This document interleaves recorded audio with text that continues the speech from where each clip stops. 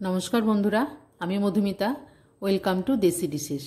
আমি আজকে আপনাদের সঙ্গে শেয়ার করব সহজ পদ্ধতিতে কিভাবে ঘরোয়াভাবে এই ফ্রাইড রাইস রেসিপিটি তৈরি করা যায়।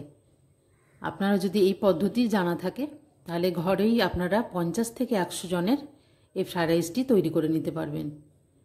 আমার চ্যানেলে যদি আপনারা নতুন ভিজিট করেন, আমার চ্যানেলটিকে সাবস্ক্রাইব করবেন এবং পুরো ভিডিওটি দেখার অনুরোধ রইল। প্রথমে আমি ফ্রাইড রাইস করার জন্য একটা শুকনো খোলায় ভেজে মশলা তৈরি করে নেব। এর জন্য আমি নিয়েছি বড় এলাচ, ছোট এলাচ, দারচিনি, লবঙ্গ এবং জায়ফল, জয়িত্রী, সাজিরে, সামরিচ খুব অল্প পরিমাণে নিয়ে একটা কড়াইয়ের মধ্যে একটু রোস্ট করে নেব। এতে গন্ধ এবং ফ্লেভারটা খুব সুন্দর আসে। রান্নাতে এই মশলাটি অবশ্যই একবার ব্যবহার করে দেখবেন। এরপর আমি নিয়েছি 2 চামচ মতো ঘি। আপনারা চাইলে ঘিয়ের বদলে সাদা তেল দিয়ে মিশিয়েও করতে পারেন।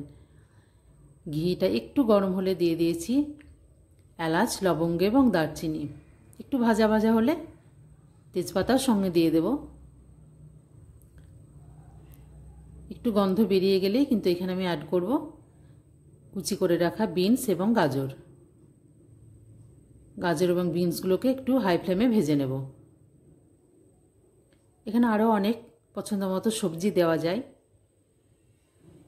গাজর আর বিনসটা একটু ভাজা হলে দিয়ে দেব কাজু এবং কিশমিশ। কাজু এবং কিশমিশটাকেও একটু ভেজে নিতে হবে।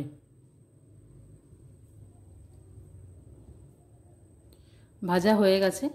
এখানে আমি নিয়েছি বাসমতি চাল। 3 কাপ বাসমতি চাল ভালো করে ধুয়ে আমি 10 থেকে 15 মিনিট মতো একটু ভিজিয়ে নিয়েছি। তার থেকে কিন্তু একদমই বেশি ভেজানো যাবে না, নইলে কিন্তু চালগুলো সব ভেঙে যাবে। এবার চালগুলোকে আমি এই ঘিয়ের মধ্যে এবং সবজির মধ্যে মিশিয়ে ভালো করে 2 থেকে 3 মিনিট মতো একটু হাই ফ্লেমে ভেজে নেব। প্রত্যেকটা চাল যেন খুব ভালোভাবে দানাগুলো ভাজা যায় সেদিকটা খেয়াল রাখতে হবে। 2 থেকে 3 মিনিটের মধ্যেই কিন্তু চালগুলো ভাজা হয়ে যায়। আমার চালগুলো কিন্তু ভাজা হয়ে গেছে। এবার আমি যে কাপে মেপে 3 কাপ চাল নিয়েছিলাম সেই একই কাপে মেপে আমি কিন্তু 6 কাপ জল একটা কড়াইয়ের মধ্যে দিয়ে ফুটিয়ে নেব। ফুটন্ত গরম জল কিন্তু এখানে ঢালতে হবে, ঠান্ডা গরম জল কিন্তু ইউজ করা যাবে না। যেহেতু এখানে জলটা ফুটন্ত ছিল, গ্যাসটা আমি একদম সিমে করে দিয়ে জলটা কিন্তু এর উপরে ঢেলে দেব। এখানে দিয়ে দেবো আমি প্রয়োজন মতো নুন এবং চিনি। 3 কাপ চালের জন্য আমি দিয়ে দেবো 3 চামচ নুন। যেহেতু আমি নুনটা একটু ভরে ভরে নিয়েছি তাই 2 চামচ এখানে দিয়েছি। নুন এবং চিনি নিজেদের মতো অ্যাডজাস্ট করে নিতে হবে। এবং আমি নিয়েছি এখানে 1 কাপ চিনি। 3 কাপ চালের জন্য 1 কাপ চিনি। খুব ভালোভাবে চিনিটা মিশিয়ে দেব। যেহেতু জলটা আগে থেকেই ফুটে আছে তাই জলটাকে নতুন করে ফোটাবার একদমই দরকার নেই। 10 মিনিট একদম সিমে ঢাকা দেওয়ার পর এটা আমি খুলেছি। এখনও কিন্তু হাত সেদ্ধ হয়েছে, কিন্তু এখনও অনেকটা জল এবং সেদ্ধ হতে বাকি আছে। তাই আমি আবার 2 থেকে 3 মিনিটের জন্য ঢাকা দিয়ে দেব। 2 থেকে 3 মিনিট পর আমি যে মশলাটা রোস্ট করে রেখেছিলাম উপর থেকে একটু ছড়িয়ে দেব। এই মশলাটার গন্ধটার জন্যই ফ্রাইড রাইসটা কিন্তু অন্য মাত্রা নিয়ে আসবে।